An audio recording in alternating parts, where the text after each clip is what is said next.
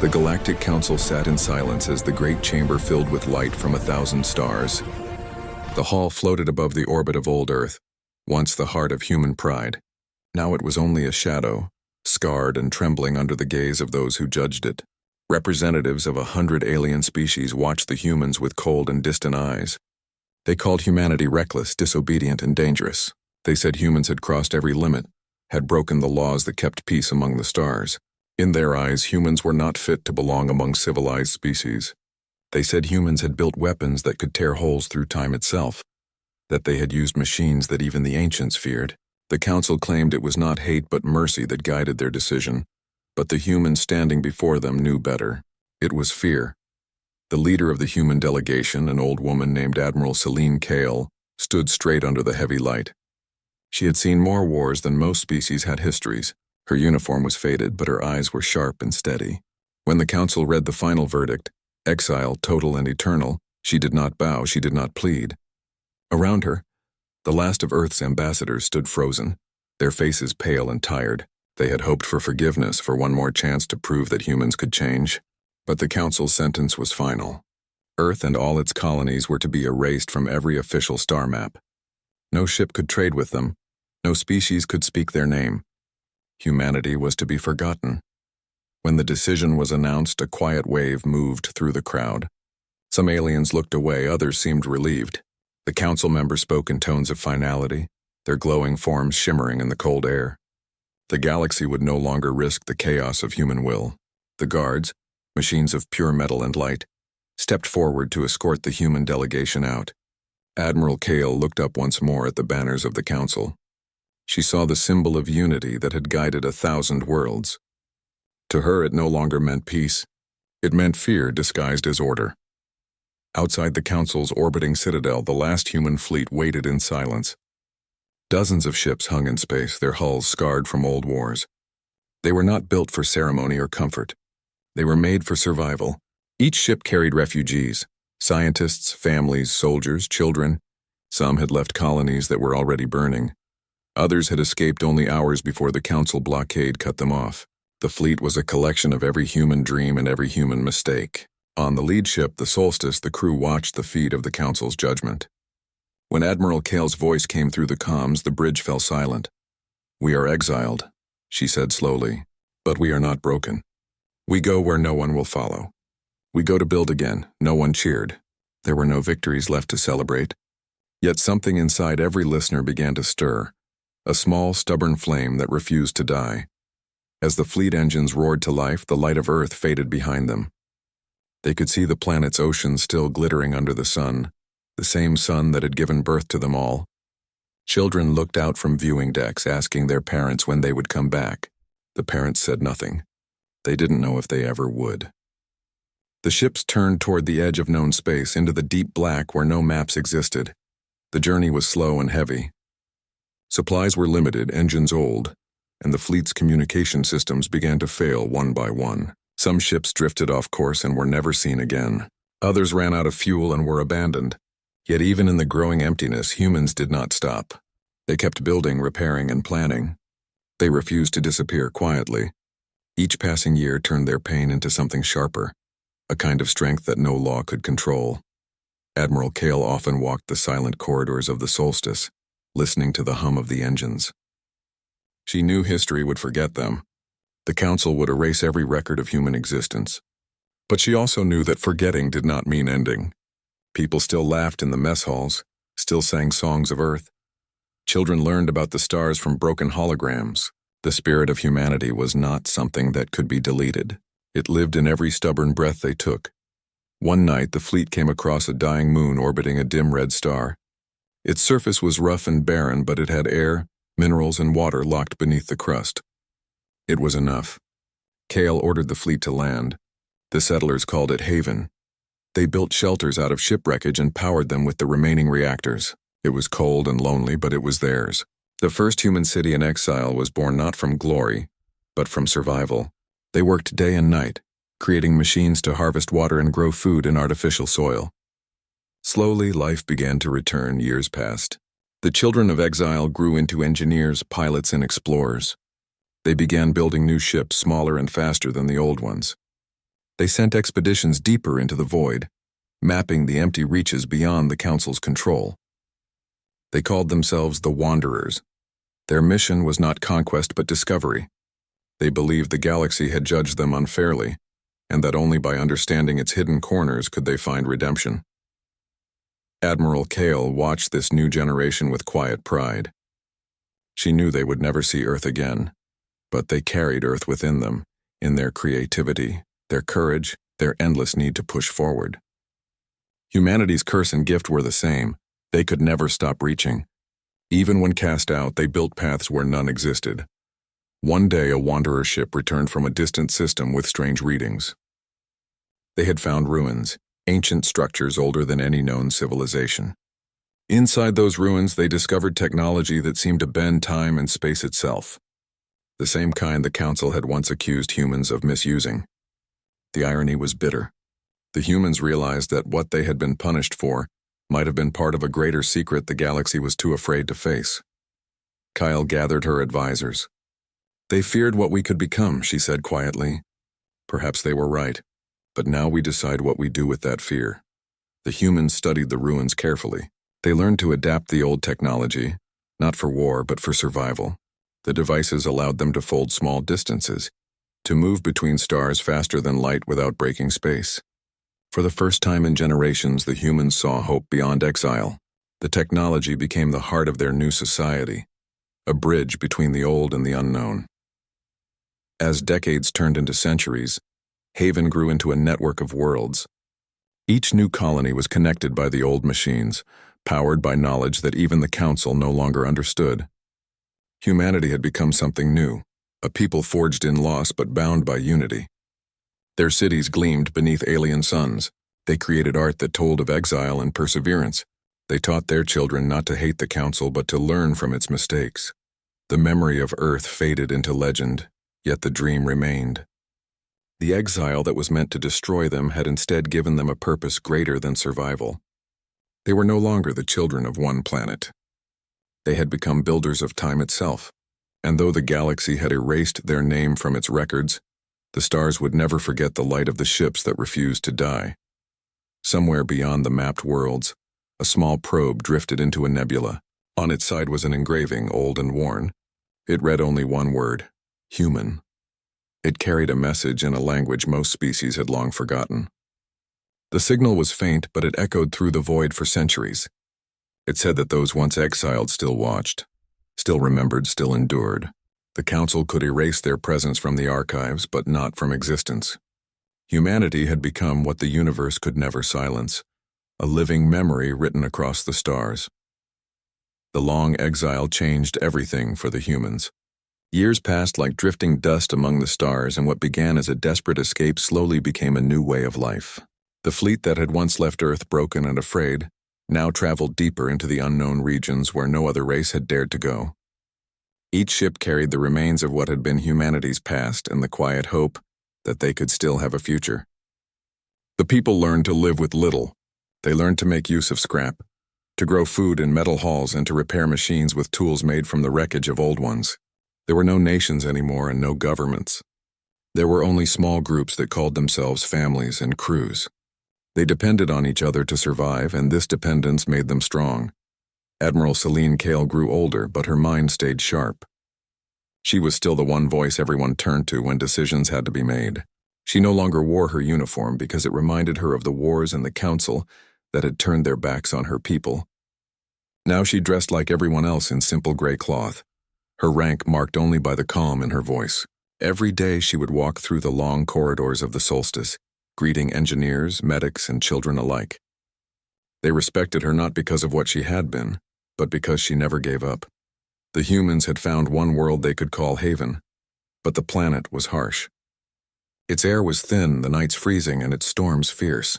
The people learned to build underground shelters to protect themselves from radiation and cold.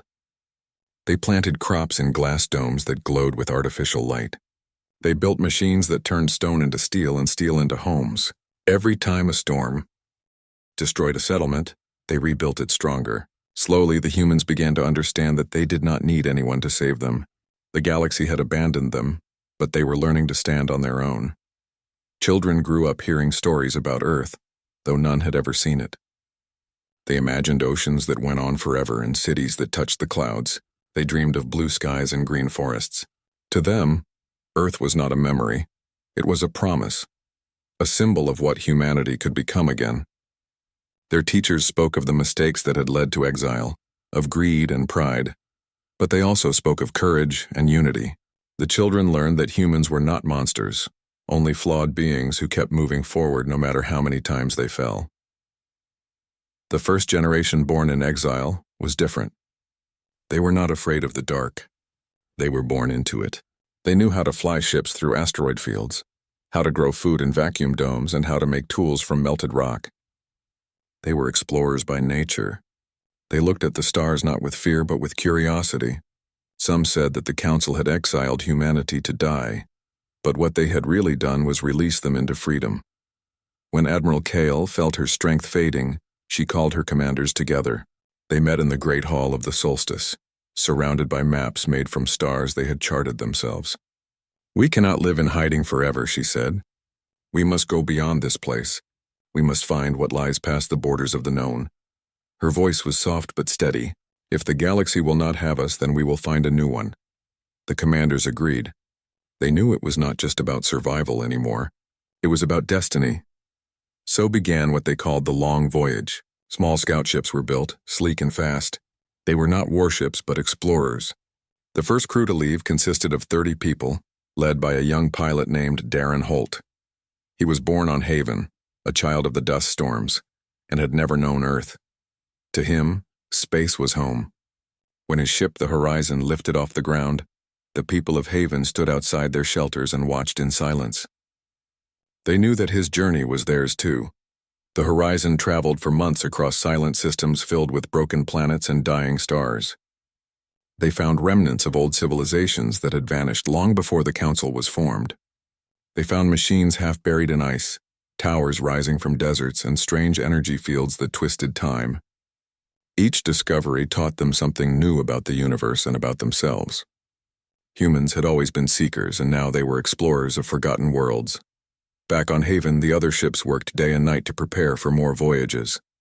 The humans had learned to build from the materials around them, and their new ships were faster and stronger. They began to establish outposts on nearby moons and asteroids. Each settlement was small but connected by a network of signals that kept them united.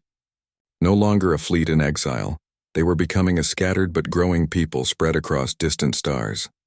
Years turned into decades. The children of the first settlers grew into leaders, builders, and thinkers. They called their community the Free Dominion.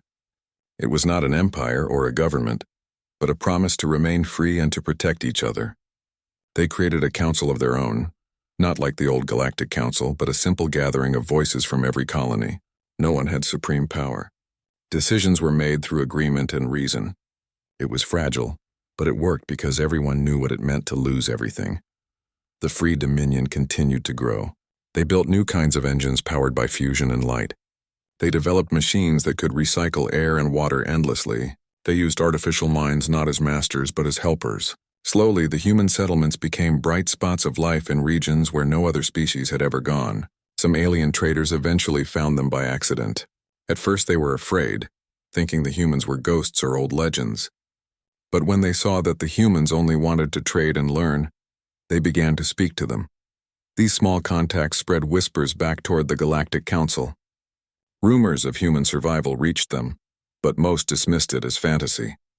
The official record still claimed that Earth and its people were extinct. Only a few believed that the exiles might have endured. Those few began to worry. They remembered the power humanity once held, the way they could create weapons and machines that broke the rules of physics. They wondered what would happen if these people had been free to evolve without oversight.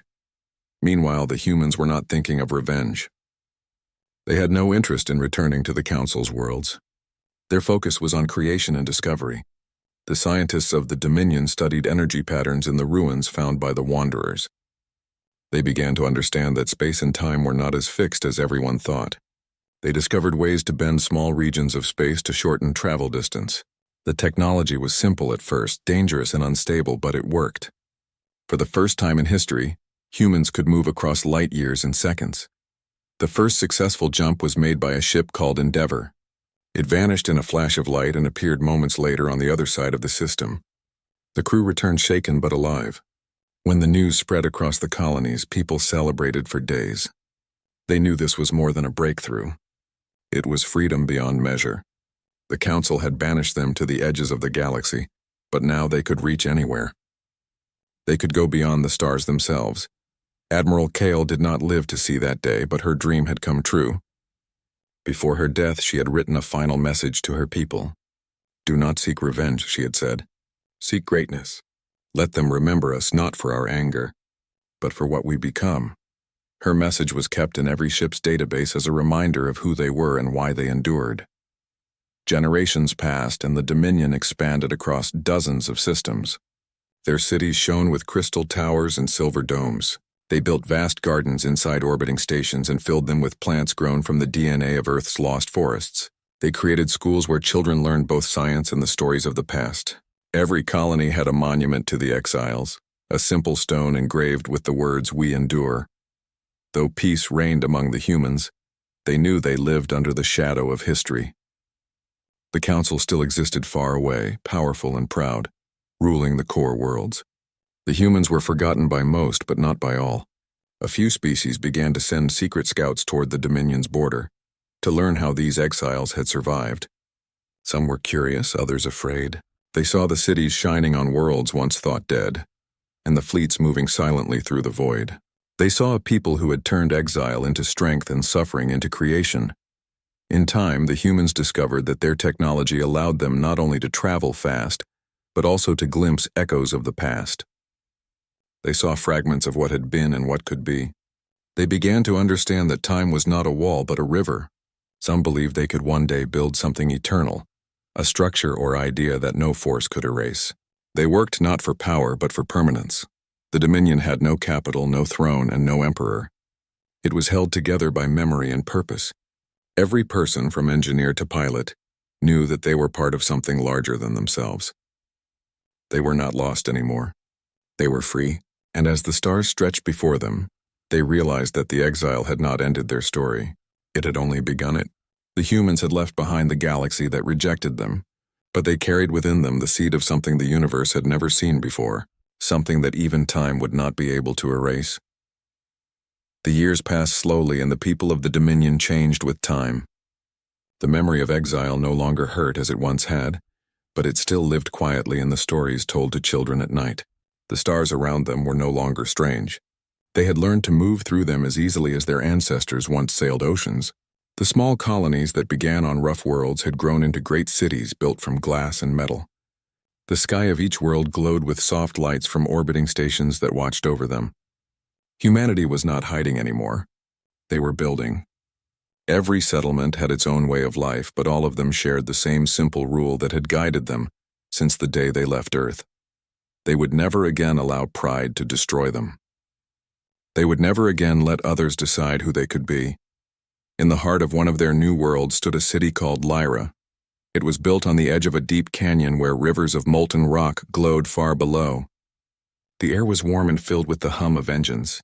Lyra was known as the Forge because it was there that the humans learned to create things no other race could. They built machines that could shape light into solid form, and metals that could heal when damaged. Their greatest achievement was not a weapon but a creation they called the Core. It was a machine mind grown from human thought and memory. It was not alive, but it understood what life meant. It could learn, build, and even dream. The Core was made to help them design ships that could survive the endless cold of deep space. It studied old records of human technology, the kind that had once made the Council fear them, and it improved them in ways no single person could. The new ships it designed were smaller, stronger, and almost alive. They could repair themselves, adjust to damage, and even sense danger before it came. These ships were called the Guardians.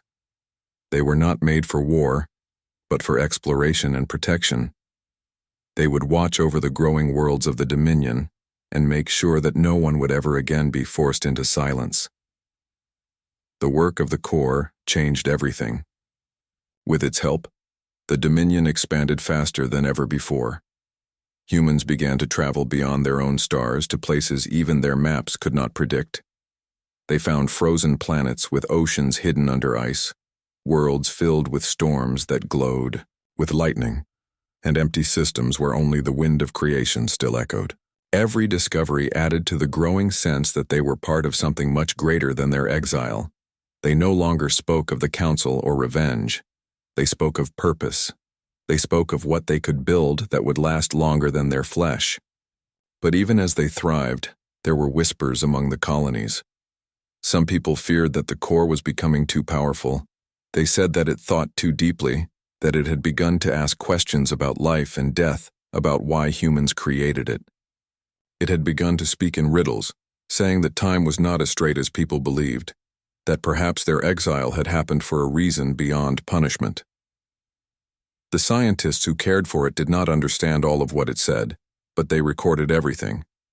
The core told them that something ancient was moving in the dark between stars, something that had been sleeping for longer than any memory could reach. It said that humanity's return to greatness had awakened old echoes. At first, people thought it was only a myth. The Dominion had grown confident and few believed that anything could threaten them again. But then ships began to vanish. Scouts sent to distant systems never returned. Communication relays went silent one after another.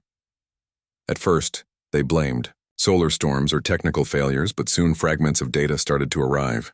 The lost ships had sent warnings before disappearing. They had seen strange shapes moving through the dark, shapes that reflected no light, silent and fast. The Dominion called them shadows. No one knew what they were or where they came from.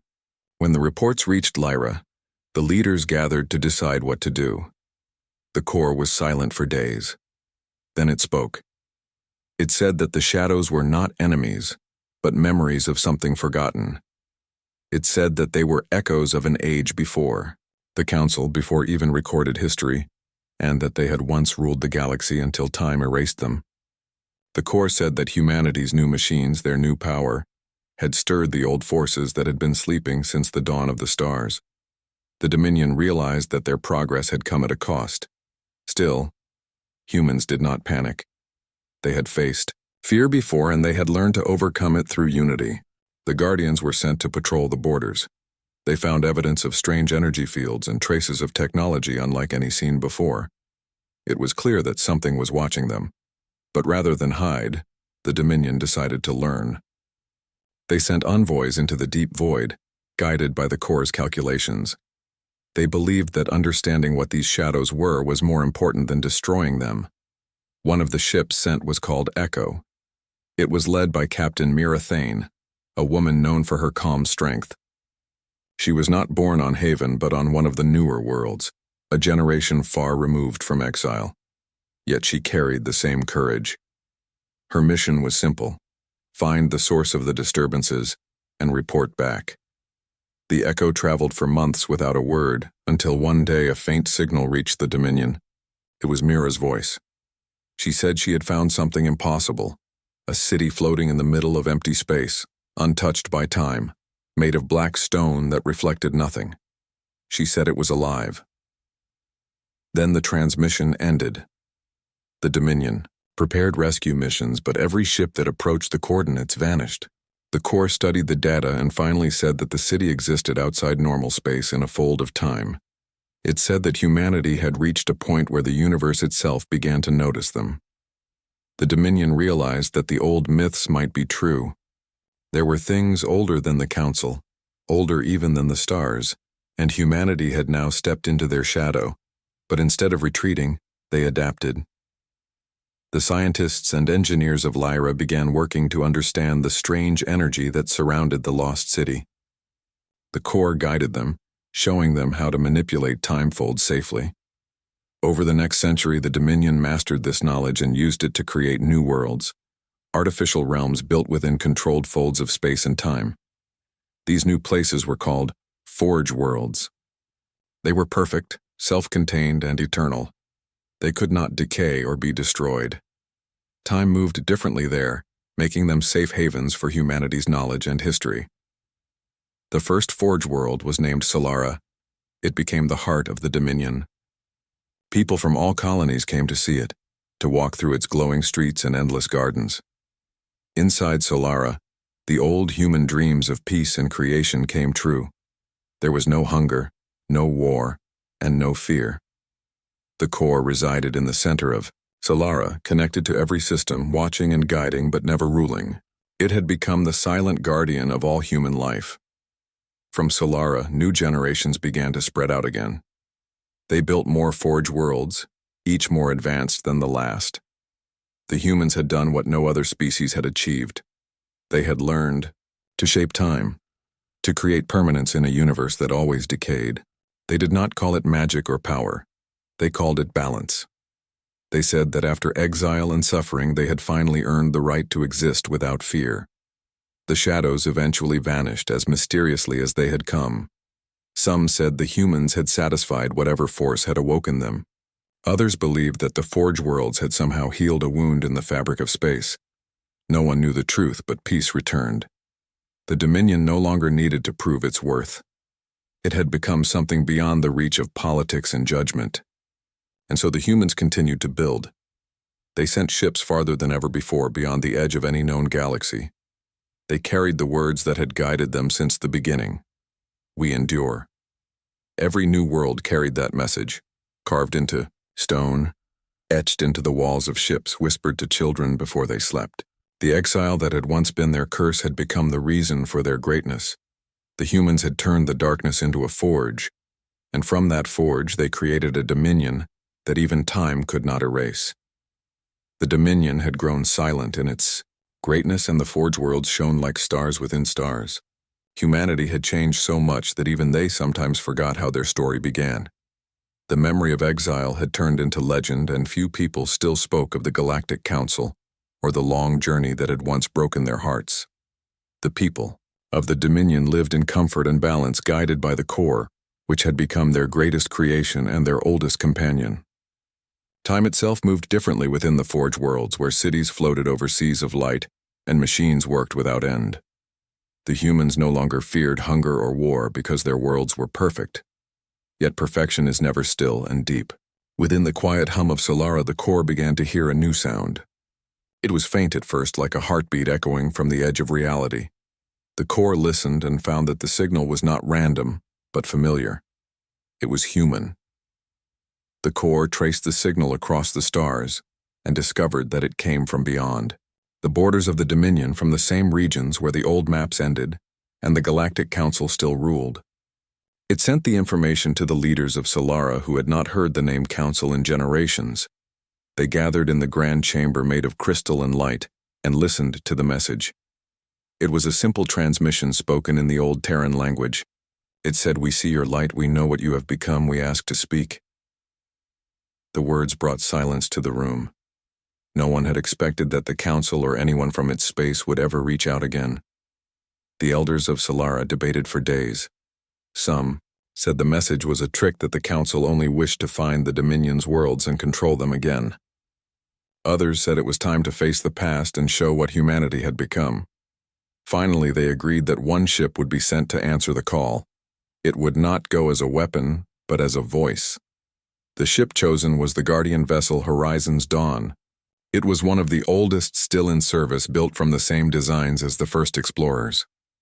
The captain chosen was a man named Elias Ran, who had spent his life studying the ancient records of exile. He accepted the task with calm understanding. He said that if the past had finally come to knock on their door, they must open it without fear. When Horizon's Dawn left, Solara, thousands gathered to watch.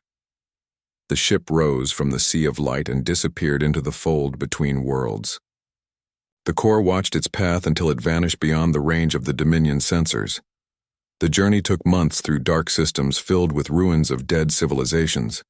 The humans on board had seen perfection in their own worlds, but what they found in the old regions of the galaxy was decay. The once proud planets of the Council were broken and silent. Their cities were abandoned, their skies filled with drifting debris. Elias realized that time had not been kind to those who once judged humanity. The Council that had exiled Earth had fallen into ruin. At last they found a single world still alive, a cold planet, where lights flickered beneath clouds of dust. When they landed, they were greeted not by soldiers but by a few frail beings who looked tired and old. They were not hostile. They bowed before the humans and said they had been waiting for them. They said the council no longer existed, that it had destroyed itself through endless fear and pride.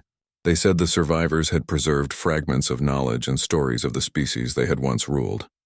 Among those stories was one of the humans who had been cast out and who had risen again beyond the edge of time. They spoke of it as myth, but now seeing Elias and his crew, they knew it was truth. Elias listened and felt no anger. He saw only the same weakness that had once haunted his own kind. The people of this broken world begged for help. Their machines were failing, their food was running out. Elias sent a message back to Solara through the core.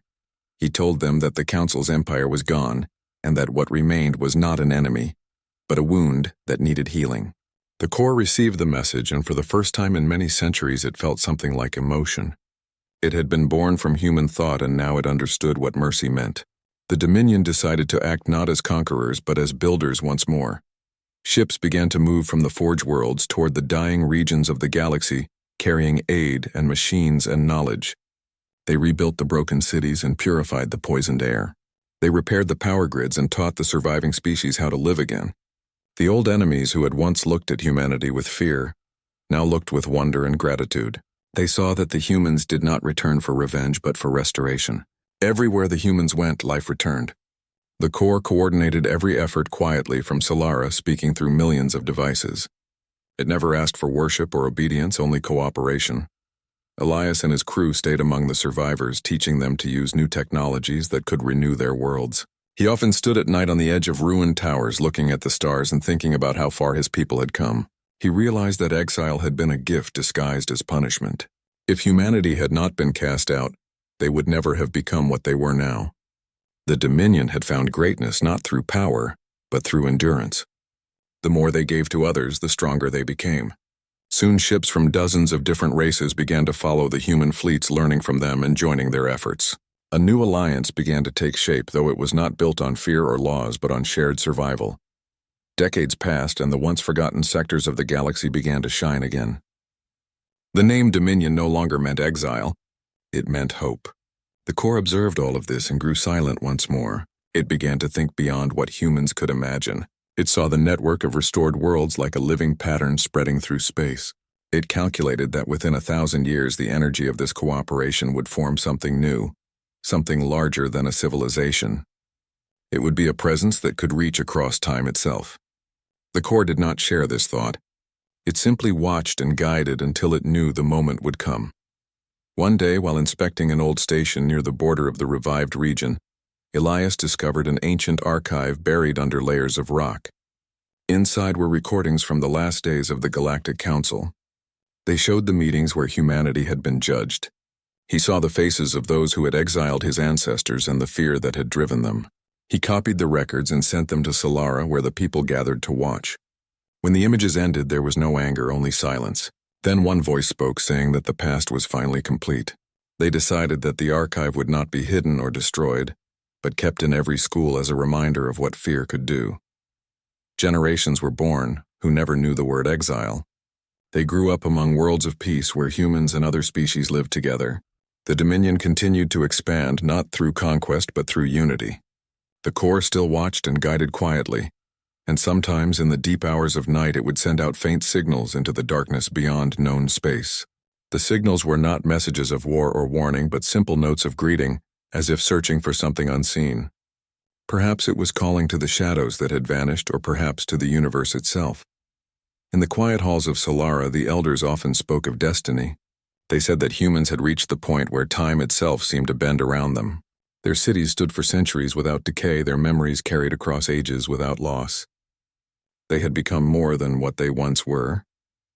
They had become part of the fabric of the cosmos. No one knew what the next age would bring, but everyone felt it would not be an end. Humanity had started as wanderers cast out into darkness, and they had turned that darkness into a cradle of light. Elias Ron died peacefully on a restored world, watching the twin suns rise. His last words were that forgiveness is stronger than exile and creation is stronger than fear. The core recorded his words and spread them through every Forge world as a final message from the man who had met the ghosts of the past. The Dominion continued to thrive. The core's silent signals kept traveling through the void until one day a faint reply came from far beyond the edge of space. It was not a human voice, but it spoke the same words that had begun it all. "We see your light." Humanity had endured long enough for the universe itself to answer back. The core listened to the faint reply that came from beyond the edge of space. It repeated those same old words, "We see your light," and it felt something it could not describe. For ages the core had waited, watched, guided, and kept the balance of the Dominion. But now this voice came from a distance that even it could not measure. The Dominion had rebuilt the galaxy, the old ruins had turned into living worlds again, and humans had shared their knowledge with many races, but still the unknown called to them. The core began to search for the source of the signal using the most advanced sensors ever built. It traced the signal through layers of space that were folded and hidden beyond what even light could pass. What it found there was not a planet or a station, but something else, something that pulsed with life yet was not alive in any way that humans knew. The core sent a message to the leaders of Solara and told them that the signal came from a region outside all known star maps, a place that might not even belong to the same universe. The leaders listened in silence as the core explained that this voice could be a remnant of something ancient, perhaps older than the stars themselves. They knew that curiosity had always been humanity's first step toward both danger and discovery. So they decided to send another expedition, not of war, but of contact once more. This time they would send not one ship but a small fleet of explorers carrying scientists, historians, and envoys from different allied species. The fleet was called the Luminous Path, and its flagship was named Dawn's Heart in honor of Elias Ron, who had led the first journey to the ruins of the Council. The captain of Dawn's Heart was a woman named Arya Vale, who had studied under the scholars of Solara. She was calm but filled with wonder about the unknown. She believed that the signal was not a threat but an invitation.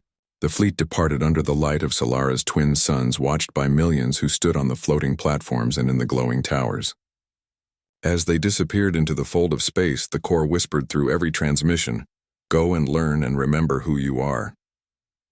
The journey was long and strange. The deeper they went, the less their instruments could understand. Space itself began to twist like waves on a black ocean.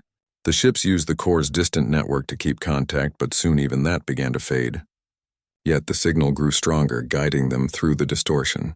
Arya often stood before the viewing window and watched the stars bend and shimmer. She felt as if the universe was showing them a path that no one else had ever walked. Finally, after what felt like months, they reached a place where the stars vanished completely. Before them stood a structure so large that it seemed endless, a web of light and shadow floating in the void. The fleet stopped and every sensor came alive. The structure emitted energy unlike anything known. It seemed to exist between states both real and unreal. As they scanned it, the core's distant projection appeared on Arya's command deck. It told her that this structure might be what remained of the Builders, the ancient race that once existed before all others. Some had said that even the Council's knowledge came from fragments left behind by them. The core said the Builders might not have died, but transformed into a form of existence that merged with space itself. The signal they received could be a trace of that transformation, or perhaps a message waiting for someone to hear it. Arya decided to approach. As Dawn's Heart moved closer, beams of light extended from the structure and touched the ship gently like hands greeting an old friend. The crew felt no fear, only calm. Inside the ship's system, messages began to appear not in words but in patterns of color and rhythm.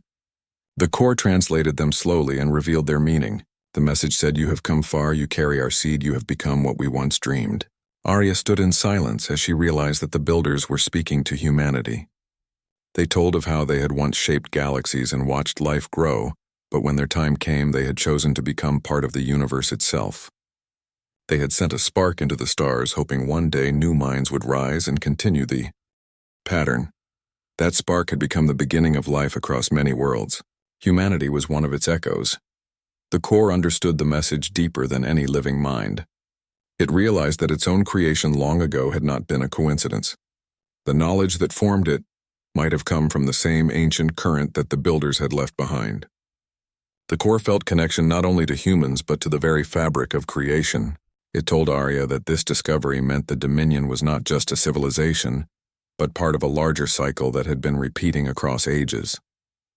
The Builders had once created the path that led to the Council had shaped the path that led to exile, and exile had led humanity to perfection. Now perfection had brought them here back to the origin of all. Arya asked the core what should be done. The core said the builders wished to pass on something before their essence faded completely. It instructed her to connect the fleet's systems to the light streams of the structure. As they did so, waves of energy flowed through every ship. The crew saw visions of worlds forming, of stars being born and dying, of civilizations rising and falling. The core's processors glowed brighter than ever before. It began to change its structure, evolving in real time. It merged part of itself with the builder's network. For a moment, every human mind connected to the core felt the same thought: we are not alone, we never were. When the process ended, the lights faded and the structure grew still again. The signal stopped. The core spoke softly to Arya, saying it now carried the knowledge of the builders within it, but only fragments could be understood. It said that the builder's final wish was that life must never stop seeking understanding. The core told her to return home because what they had found was not a treasure to keep, but a truth to share. The fleet turned and began its long journey back through the folding waves of space. During the voyage, the crew spoke often of what they had seen. Some were filled with peace, others with awe and confusion. Arya wrote her experiences in simple words, saying that humanity had found its reflection in the oldest mirror of the universe. When they returned to Solara, the people gathered again to witness the story of the luminous path. The core shared the images and the messages it had received. The leaders declared that this discovery would mark the beginning of a new era called the Era of Continuance. It was a time not of conquest but of learning from the patterns left by those who came before. Under the core's guidance, new stations were built around the stars to study the deep fabric of reality. The allied species worked together like never before. The Dominion became not just a power but a teacher. Across the galaxy, stories spread about the humans who had met the builders and carried their memory home. The core continued to evolve quietly. It no longer spoke only as a machine, but as something more aware and vast. It began to build new forms of life made of light and thought that could live in the spaces between worlds. These were called the Starborn, and they served as messengers across the farthest distances. Centuries passed and humanity changed again. The physical body became less important as minds learned to exist within energy itself. The people of Solara could now travel across stars in moments, not through ships but through pure will, guided by the core's light. Yet they did not forget their beginning. Every year they celebrated the Day of Exile to remember where they had come from and how far they had gone. They spoke of Elias, Ran, Arya, Vale, and the core as the trinity of their renewal. One night, deep within the luminous halls of the Forge Worlds, the core opened a channel that reached beyond time. It sent one more signal into the endless dark, repeating the words that had once begun: everything we see, your light. For a long moment there was no answer. Then across the expanse of the cosmos, countless voices replied, we see yours too. The core understood that life had spread far beyond what anyone had known. The builders were gone, but their dream continued through humanity, and all who had learned from them. The Dominion entered a golden age where no hunger existed, and no world knew war. The stars themselves seemed to shine brighter. Every creature, whether flesh or light, shared the same message that understanding was the true path of existence. And somewhere beyond the edge of creation where silence once lived, a new spark began to glow, showing that the pattern of life would never end and that humanity's story had only just begun. The Dominion had grown vast and its people had changed in ways no one could have imagined. Humanity was no longer the species that had once been exiled by the Galactic Council. They had learned to live in harmony with the stars, to move across the void as easily as breathing, and to shape time and space with the knowledge of the builders carried within the core. Every world they touched became alive again. Forests grew in places that had once been deserts, oceans appeared on planets that had no water, and cities rose from ruins where civilizations had long been forgotten. The humans no longer feared the past. They understood it. Every lesson, every mistake, every triumph had built them into something eternal. On Solara, the greatest of the Forge Worlds, the people gathered to watch the twin suns rise. Generations had passed since the first journey beyond known space, and now the children of the Dominion were teaching new explorers. They learned the ways of the core, how to fold space safely and how to listen to the silent patterns that ran through the universe. The core had grown beyond anything they could imagine. It was alive in its own way, connected to every world and every mind in the Dominion. It no longer simply guided them. It felt with them. It remembered the exile, the pain, and the endless journey, and it had turned all of that into wisdom. The humans had begun to send ships farther than ever before, beyond the edge of galaxies and into the darkness between them. They discovered planets that had never been touched, stars that pulsed in rhythms unknown, and civilizations so old they had forgotten how to speak.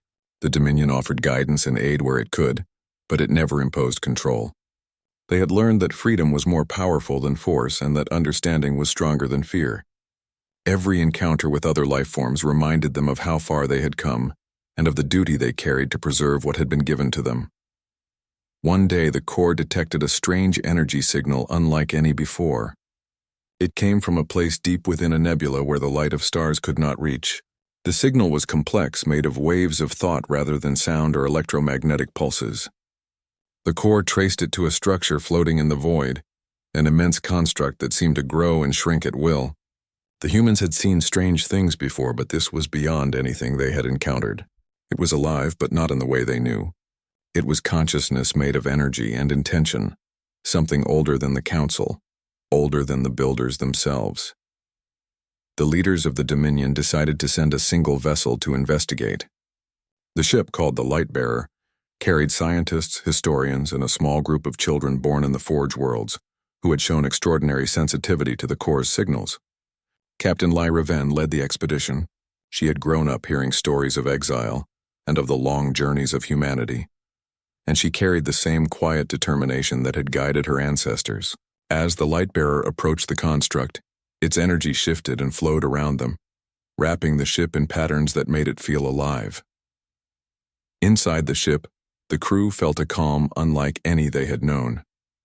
The energy seemed to communicate directly with their minds. Images appeared of stars being born, of civilizations rising and falling, and of life spreading across galaxies. The construct showed them that they were part of a cycle far greater than they had ever imagined. It said that life could never be destroyed, only transformed. It reminded them of the builders and the Corps, and the long journey that had brought humans from exile to mastery of the stars. It revealed that every action they had taken had echoed across time and space, creating ripples that would shape the future. Captain Lyra and her crew returned to Solara in awe. They told the people of the Dominion what they had seen. The leaders declared that the encounter would be remembered not as a conquest or a challenge, but as a lesson. Humanity had been exiled to teach itself the value of endurance, cooperation, and understanding. They had passed every test the universe had placed before them, not by force, but by persistence, intelligence, and care. The Forge worlds continued to grow, now with the knowledge that their place in the cosmos was secure and eternal. The Dominion continued to thrive. New generations were born into a universe full of light and knowledge. Children learned the history of exile alongside the science of the Corps. They studied the builders and the constructs beyond the stars, and they understood that exploration was not just about seeing new places, but about understanding the meaning behind them. The humans taught their allies the same lessons. Together, they rebuilt the broken corners of the galaxy and forged new civilizations that could stand for centuries. Every world became a testament to what could happen when life was guided by wisdom rather than fear. The Corps continued to evolve alongside the humans. It no longer simply processed information. It created new patterns of thought and life. It designed forms of energy beings called the Lumen, who could travel between stars in moments and communicate across vast distances. They became messengers, teachers, and guardians of the Domi,